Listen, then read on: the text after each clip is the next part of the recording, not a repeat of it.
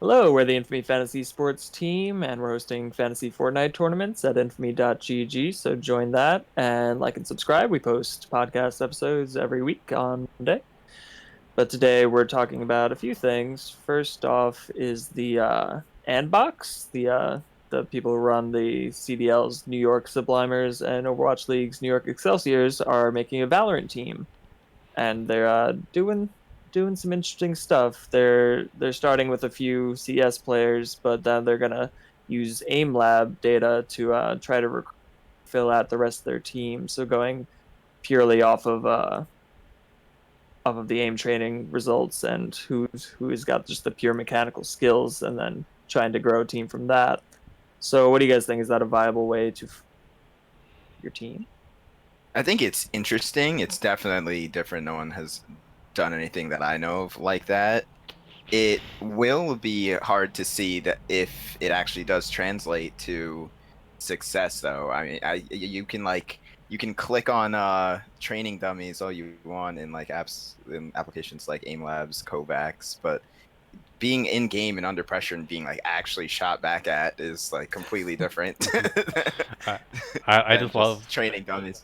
just a little tidbit. I just love Darren. Like every time you start on like topic, you always say it's interesting, or it's like I want someone to go back and just see how many times you start off with oh, this We is need a super interesting, cut. or that's interesting. Yeah, Both sides have really good points. I can see both sides. It's quite intriguing. Yes. Blah blah blah blah blah blah. You need to get some synonyms at least of just like Yeah, read it. fascinating. Like, it's interesting, and then he proceeds to shit on it.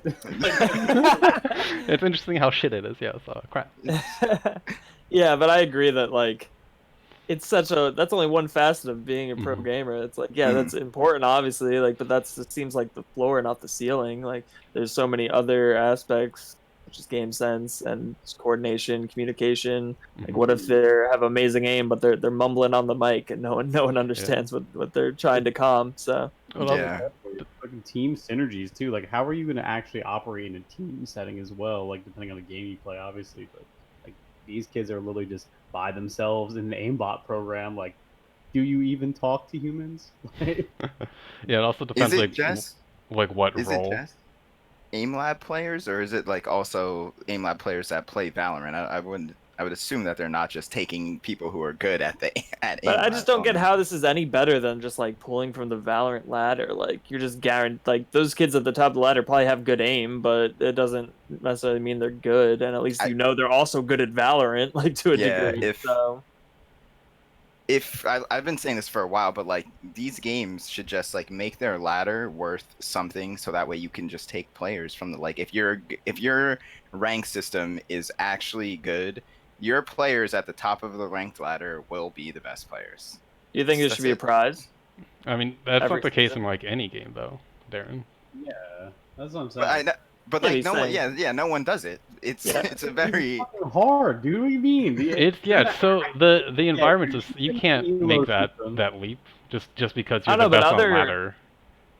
But those like third-party matchmaking programs have seen much more success than the actual in-house ones that most games use. Like a lot of people, I can't think of the names right now because I'm fried, but there's a bunch that like Face Off, I want to say, or something like that, that are very highly regarded, but developers are too like, no, I can do it. Ours is fine.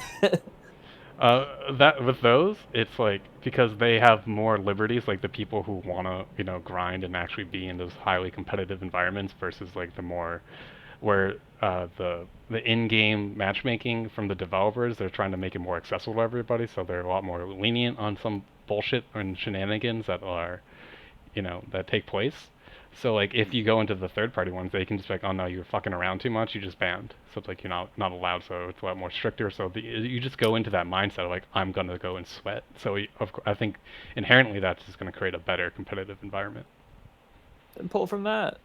Yeah, and like assume they can also aim good. Yeah, these developers have access to all this information, just like using FaceCheck, the League application that I just started using. It gives you like player stats. It compares you to pro players. There's so much information out there that I feel like these game devs aren't utilizing. You can make a super intricate ladder to climb with all the information you have if you take into account all the correct stats. It's just like you have to go and do it. It comes down to how do you actually suss out true skill, right? Mhm. Like what stats actually mean, like correlate to that. Like, and it's difficult, you know. There's always going to be that outside the data, like magic that makes somebody Oh 0.1%, yeah. Obviously, you it's know. not going to be 100% But like perfect, but that's I'm the just type of saying people you that we're can. looking for. We're not talking about like, oh yeah, you're gonna win some of your local tournaments. We're talking about like 0.01% trying to suss them out. Is this AIM Labs thing gonna work out? Probably not. But I I don't mean, know. if you're Yeah, go ahead, finish. no, that's a Okay, yeah, I just kind of I think maybe we're viewing it a little too like literally. Like I think it's just the preliminary. Like they're gonna grab a bunch of kids that are great on aim labs, throw them in some trial runs, Mhm. test synergies with the team, and then like hope they find that like that 0.001 diamond in the rough that no one else would have really discovered. That is like has like the moldability to become a great player. That because they'll be able to tell like is this person Legit. actually have Yeah. like what it takes, or is he just an aimbot? Because like being an aimbot is a good step one, but can we mold them into it? Are they coachable? Yeah. yeah, definitely. And And I think it's gonna also see like they're gonna rely heavily on their coaches as well. Like, how do you turn these kids with raw talent? Like they're hoping that these kids with the aimbot are going to be able to Yeah, deliver. Like it's really going to be on the coaching staff to turn these kids, even if they do have some promise and some synergy, into like how do you train a professional now? And it's going to be yeah. interesting to see if they can really churn that out. They're going to be one of the best orgs out. They do already have the coaching staff, so they announced like 2 CS players, and then they're like full three member coaching staff or whatever. And interestingly, one of them is a former league coach, so that's the first one to really make Dota. that crossover. I Oh, think. Dota. Yeah. Okay, Dota. okay, former Dota. I think that guy's like But the still, analytical side of things. So Mhm. I think that kind of makes sense because like MOBAs just inherently have a shit ton more numbers that you can crunch. mm-hmm. So. We But shall see. like another like last point on this, it's kind of interesting. So it's just based on like how kind of using the raw stats and maybe like be that first like kind of uh, benchmark for players who are eligible to move on deeper into the tryouts if they do it. So it's gonna seem like they're gonna do the more just like they'll form their team around I think the 2CS people and like use aim labs to weed out uh, the people who are just not good enough and then try them out where a lot of other Valorant teams are either going that route, like you get 1 or 2 people and have them like form their people they like, or an org will sign a full team, like a full roster of 5 of people who like formed chemistries together already and been playing together maybe from a different game into Valorant. So it's like we'll see how that plays into do orgs sign full teams or do they just kind of pick and grab from all sorts of past orgs. Yeah, I think it's an interesting initial precedent to set, like for future recruitment tactics in esports to try this kind of like similar to Moneyball approach where they're just like, okay, this guy hits this percentage of his shots all the time, so if we put him in this position to hit the shots when we need him, we win like that because at the end of the day, it's like okay, we need to kill 5 people to win, but yeah. baseball might be a little more easier to Yeah. break that down. Just one last thing on it. It's bringing that person into a competitive environment where you're going to be in a presumably a LAN center. That's completely different. I've heard people go to their first LANs and it's freezing in there because they have to keep all these computers from overheating, and it's super loud. It's nothing like anything that these people are experiencing in their aim trainer or even during these coaching sessions. So, Yeah, they're not at home in their pajamas blasting some beats. yeah. I need my beats. I can't work like this. Yeah, I got those 808s kicking in their ears. There you go. Yeah, but it's something to keep an eye on if they actually find success or they burn out. But Darren, you want to take us to the next topic? Yeah, so the past week, a lot of people have been talking about skill-based matchmaking in Warzone, and this has just been something that content creators have been talking about in Fortnite as well. I think it was the Cold War, not the new one. The new game. in the Cold War, the new one. Yeah. Sorry. Yeah, just the whole concept of it. It's one of those things where it's like, all right, you want to protect your new players by implementing the skill-based matchmaking so they don't get thrashed, but then you have experienced players who may have like taken a break from the game who and then they come back and they're still playing against these experienced players because they're classified as an experienced player. So it's like a necessary evil, but no one enjoys it. Experienced players don't enjoy it, and then the people on the entry level don't enjoy it because now instead of having easy games, you're technically playing against people who are your skill level the whole time. So even if you're complete dog shit, you're gonna play against other players complete dog shit. But to you, that might be an intense fight and like a difficult win. So like every one of your games is technically difficult now, and it makes I mean, I if you're mean- better than no one. Yeah, I mean, You're better than no you can't one. use the dog shit people as an example because no matter who they're against, it's going to be a difficult game for them. But the that's the fight of their argument. life. That's the argument these content creators are using, saying like you want to implement this system, but if you're dog shit and you play against another dog shit player, that might be a difficult match for you. Even though Why like not? people looking outside are like, what is going on? But like you're like sweating. That's a shitty argument. That's a shitty argument. You're gonna play against if you're dog shit. You're dog shit regardless. All your games are hard, regardless of who you're playing with. That's right. Like it just might be a little bit better for you if you're also playing against somebody that can move and shoot. You know what I'm Yeah, saying? I think it's interesting that skill-based matchmaking, like the idea of trying to make it so you only win 50% of your games, because that's like the verification that this is a skill that you're getting matched against equal opponents, but it doesn't always feel that way. Yeah, and But- another argument is just elaborating on that is once you're at that 50%, is there even a point of playing anymore? You're at a level where like it's a toss-up. It depends. Well, the I think idea it's is you need to get better to overcome that. It's to- like your commitment level.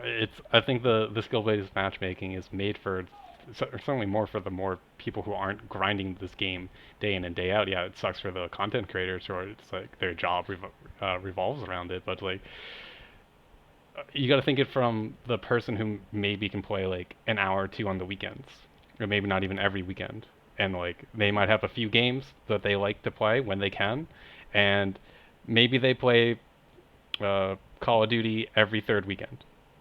What's it say? And if they have to go in and like let's say they're actually decent at just shooting in general, but it's like Call of Duty, they don't play it, so they don't know the new updates, they don't know like the new meta and whatnot, like the bullshit tactics that these kids who are like like in depth analyzing patch notes day one. So like imagine going into those games against kids like you're decent aim mechanics, but then you just get shit on because you don't know the ins and outs of the patch notes, and then you're like, fuck this game, I'm not gonna play it, I'm gonna go play another game that's like not as demanding to keep up with.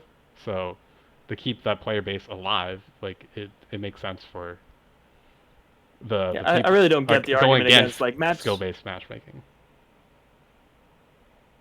I don't know. Isn't the best way to have fun is to go against people of your level? And then the Tim the Tab Man argument, just add skill decay. Like, okay, if you don't show up, obviously we shouldn't expect you to maintain the highest level of play because that could have passed you by.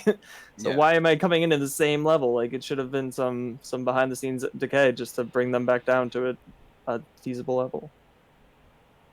Yeah, and I think the argument comes down to content creators don't want to have to like grind for hours to get like a clip or whatever they do, a video, because they're put in these sweaty lobbies. And don't get me wrong, skill-based matchmaking has affected content as a whole. Like a lot of people who used to be big content creators, you don't see any content from them anymore. Turns out you weren't that good. Yeah. It's sad because games do need that content side to like advertise. Like, yeah, we're saying like content creators get good, but they do promote a big part of the game and advertise. It's pretty much free advertising on their platforms if they play it. So you want to kind of keep them happy somehow. And I think doing like what Steve said, implementing that decay or some kind of system where they're not punished as harshly. One argument people have been bringing up is like just have it in the ranked playlist. And like every non-ranked playlist, it's just connection based. You can be in with top 500s or just chilling, or it's like you're playing against new people all in the same lobby. So. But then the content creators get shamed for like being a quick play content creator. Like, well, you too afraid of ranked, bro? Yeah. Mm-hmm. Well, then that's boohoo at that point.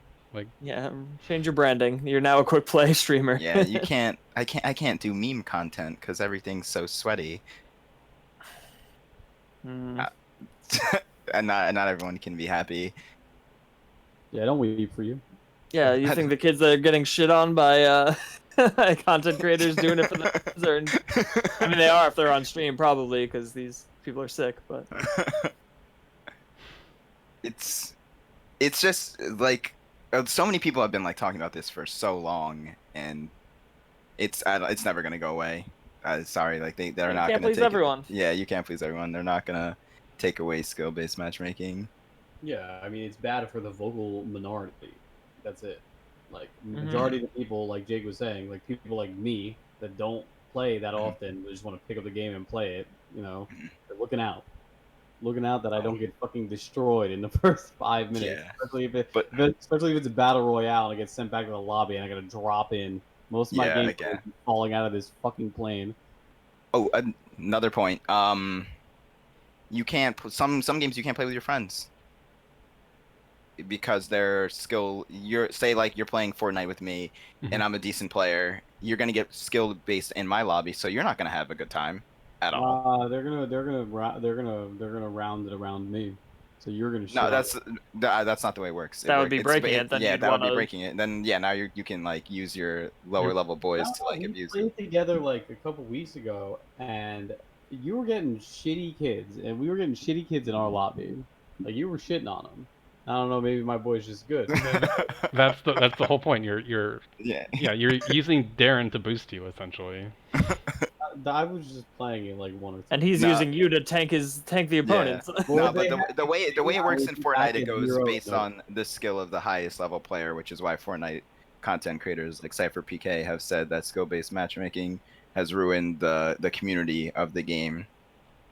Because you can't play with your friends without getting in sweaty lobbies, and like some people don't have the time to play. I mean, like what we said, there's easy fixes to a lot of this, like having a ranked mode, or having skill decay, or like just have custom lobbies.